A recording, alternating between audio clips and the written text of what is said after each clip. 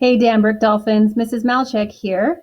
I am going to read you a very sweet story of a hippo named Owen and a tortoise named Mzee. So, a lot of you know that I am a huge animal lover, and some people would say that I love animal more than people. So, this is a true story, and I hope you love it.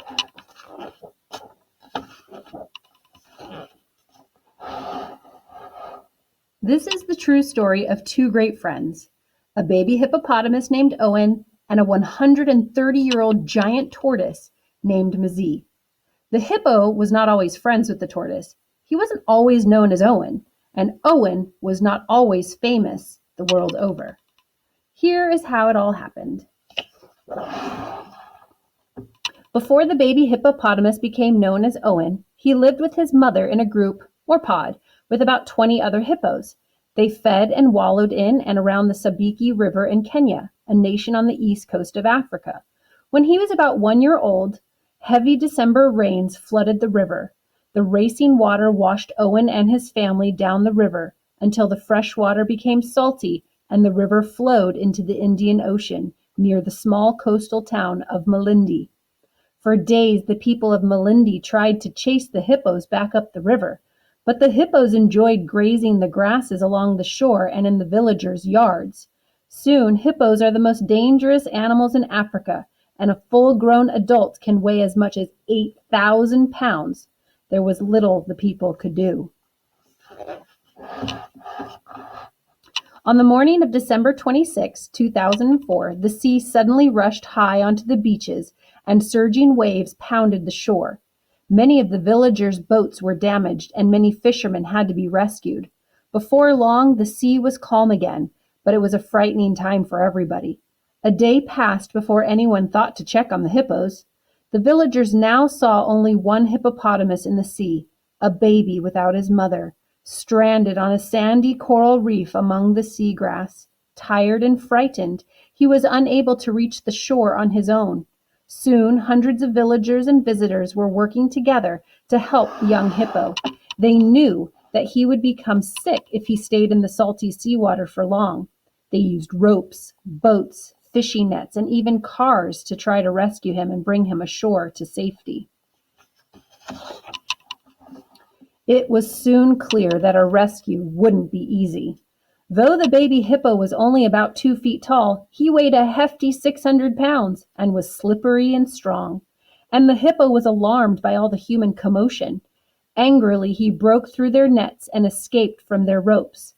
Hours went by, and the anxious crowds of people who gathered to watch feared that the hippo could not be saved. Finally, with a stronger shark net, the rescuers were able to catch the hippo.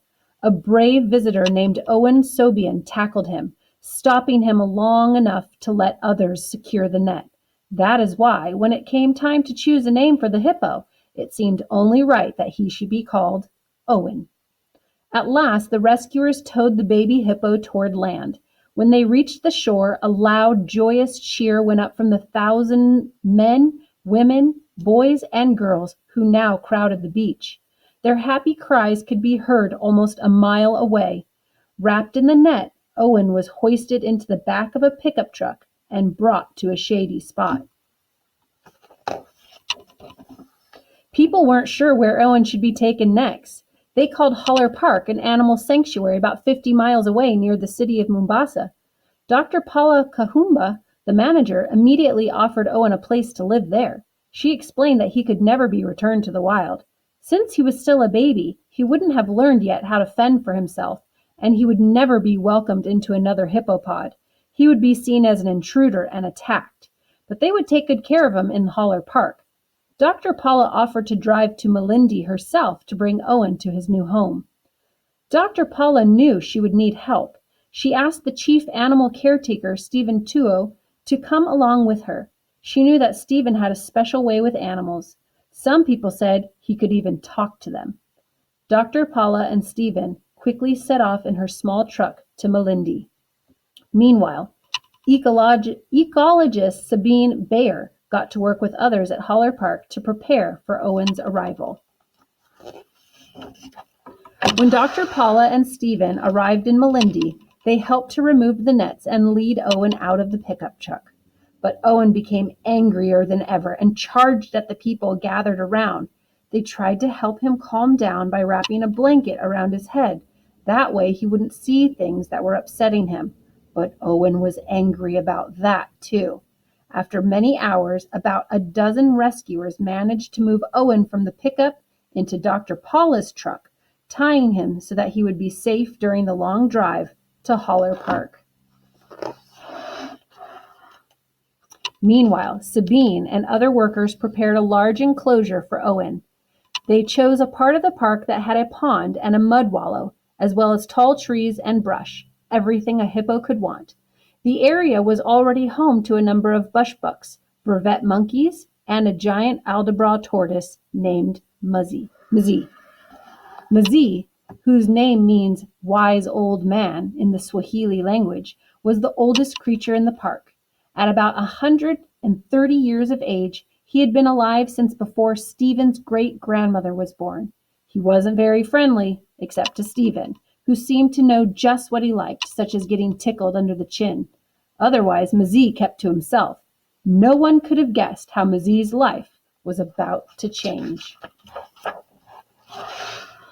Finally, Dr. Paula and Stephen arrived with OWen, who was now weak and exhausted.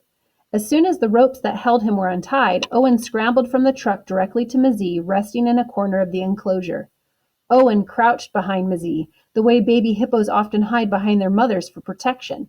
At first, Mzee wasn't happy about this attention. He hissed at OWen and crawled away. But OWen, who could easily keep up with the old tortoise, did not give up. Slowly, as the night went on, Mzee began to accept his new companion. When the park workers checked on them in the morning, OWen was snuggled up against Mzee, and Mzee didn't seem to mind at all.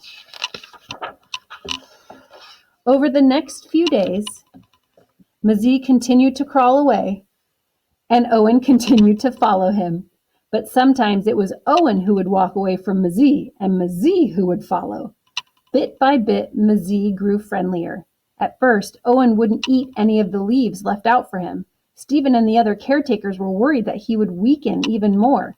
Then they noticed OWen feeding right behind Mzee, as if Mzee were showing him how to eat. Or perhaps it was Mzee's protective presence that helped OWen feel calm enough to eat. No one will ever know. But it was clear that the bond between OWen and Mzee was helping the baby hippo to recover from being separated from his mother and stranded in the sea. As the weeks went on, OWen and Mzee spent more and more time together. Soon they were inseparable. Their bond remains very strong to this day. They swim together, eat together, drink together, and sleep next to each other. They rub noses. OWen leads the way to different parts of the enclosure, then Mzee leads the way. OWen playfully nuzzles Mzee's neck, and Mzee stretches his neck forward asking for more, just as he does when Stephen tickles him under the chin. Though both animals could easily injure each other, they are gentle with one another. A sense of trust has grown between them.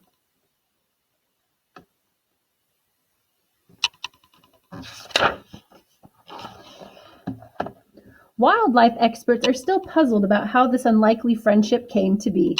Most have never heard of a mammal such as OWen and a reptile such as Mzee forming such a strong bond. Perhaps for OWen, it happened this way. Young hippos like OWen need their mothers in order to survive.